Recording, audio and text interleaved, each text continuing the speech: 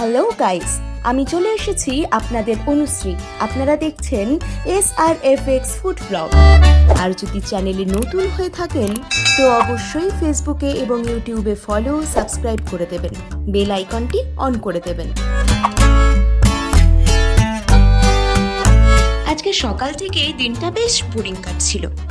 Boring classroom, boring classes, boring ward duty.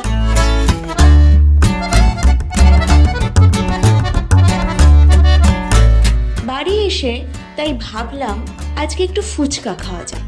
যতই হোক স্টুডেন্টদের পকেট মানি বলতে তো ওই 500-600 টাকা, তারই মাঝখানে বাঁচিয়ে যতই ওই কাবাব, রোল, মোগলাই, চাউমিনের দিকে চোখ যাক না কেন, সব থেকে কমে আমাদের এই দৈনন্দিন ক্রেভিংসগুলোকে মেটাবার একটাই উপায় ফুচকা। কলেজ থেকে ফেরার পথেই দেখলাম ধানকল মোড়ে কাকু বসে গেছে তার ফুচকার গাড়ি নিয়ে। তো ভাবলাম বাড়ি থেকে ফ্রেশ হয়ে এসে আজকে কাকুর কাছে একটু ফুচকাই খেয়ে নেওয়া যাক।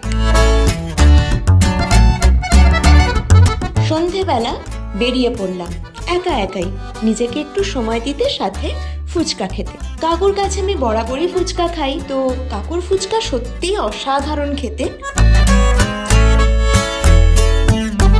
তো তোমরা যদি কখনো ধানকল মোড়ের আশেপাশে আসো তো অবশ্যই একবার ট্রাই করতে পারো। একদম ধানকল মোড়েই আর্সেলানের সামনে বসে কাকু।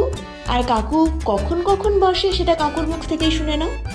স্টার্টিং সময় মোটামুটি 5:30 থেকে এবং এন্ড যেটা হয় সেটা 5:30 থেকে হয়। যদি আপনি ভিডিওটি পুরোটা দেখে থাকেন তো অবশ্যই ভিডিওটি লাইক, কমেন্ট করে জানান কেমন লাগলো।